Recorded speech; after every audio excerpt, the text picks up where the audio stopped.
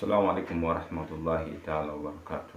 Alhamdulillahi rabbil alamin, wassalatu wassalamu ala rasulillahi Muhammad nabiyil ummi wa ala alihi wa ashabihi ajmain, amma ba'd.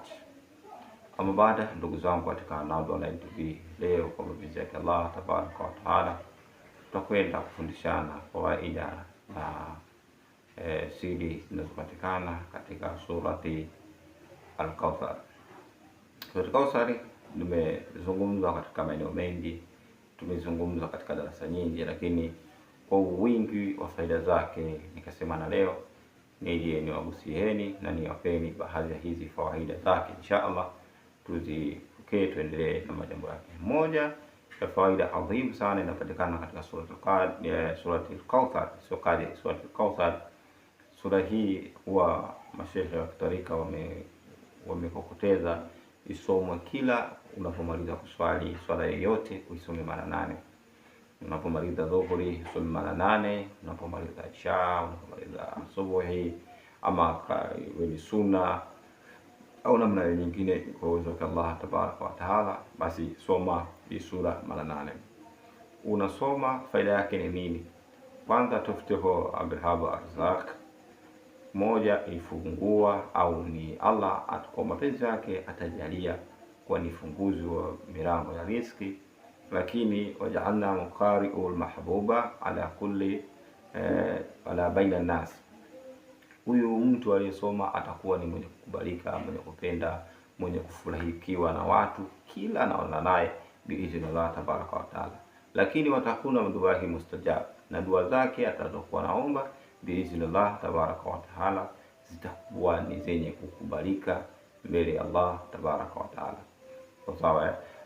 Vile vile faida yake nyingine, mtu huyu atakuwa mwenye hifadhi mbele ya Allah tabaraka wa taala na mitihani na mahusia na mambo mengine.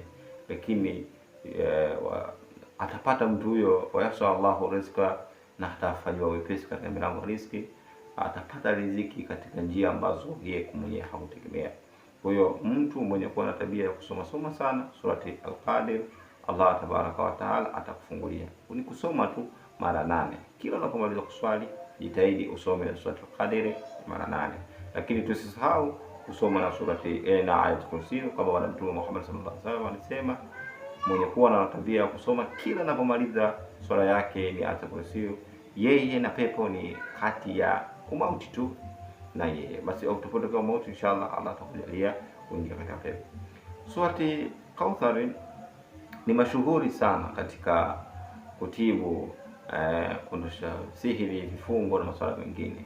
Yeyote ambaye atakayechukua maji kisha akasomea surati Kadiri mara 10, maji yao akanywa, mengine akaogea, akiweza kuweka chumvi ya mawe kidogo, akiweka njiti, akiweka karafuu maiti, akiweka batnuksi, akiweka unga wa kitunguu saumu, akivipata hivyo vitu akavichanganya mule, akiweka na shabu kidogo, basi uondoa kabisa vifungo, uondoa mikosi, uondoa vitu mazito mengine yale ambayo anayapitia. Kwa hiyo hii sura ni mujarrab na ni mujarrab, lakini miongoni mwa siri yake sura hii atakayeweza kusoma mara 9 kwa mtoto mwenye kulalamika labda hauma tumbo au kuna kiungo labda ukimshika hapa anapiga makelele sana, au mtoto analia sana usiku, au anaweseka, au anapitia changamoto zingine mbalimbali, sawa biiznillah tabaraka wa taala, mtoto huyu ukimsomea surati Qadir, surati Kauthar, inshallah tutakuja kuzungumza, sababu miongoni mwa masomo ninayokusanya sasa hivi nataka nizungumze kwa leo sasa hivi hii surati Qadir. Kwa hiyo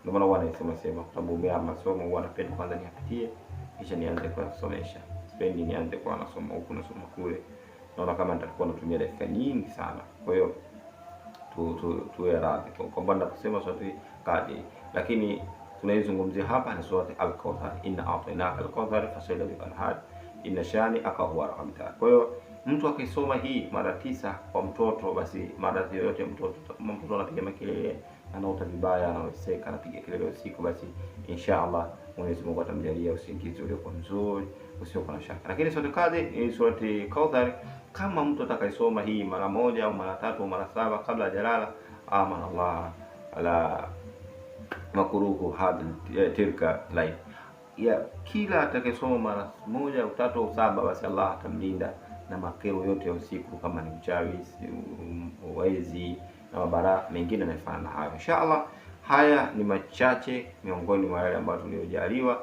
kuyasema hapa, lakini tuzidi kufundisha kwa walimu, kusoma baadhi ya vitabu vyangu na vitabu vingine vya mashehe vilivyoelekeza faida ya Kauthar na masuala mengine. Kwa hiyo kwa wale ambao tunazungumza tena, kwa wale ambao watakaojaliwa kuwa na mimi kuanzia mwezi wa 7 mpaka mwezi wa 8, nataka kuifundisha juzu amma mzima kwa njia hii ya mtandao.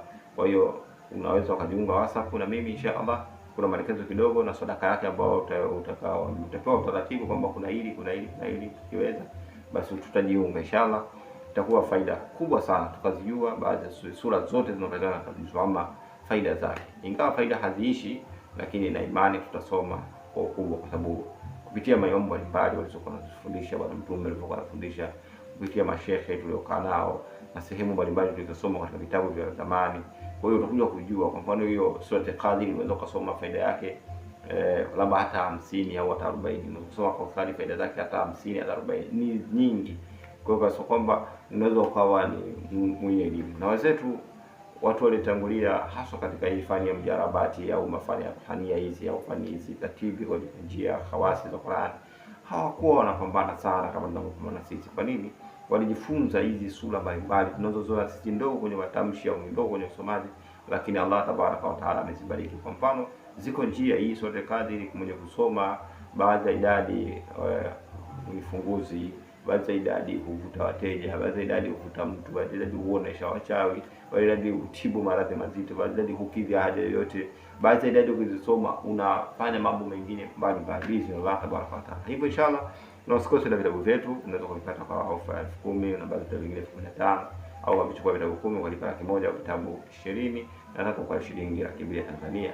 Lakini una swali, ushauri na maoni, inshallah tunaweza kuwasiliana. Asalamu alaykum wa rahmatullahi wa barakatuh.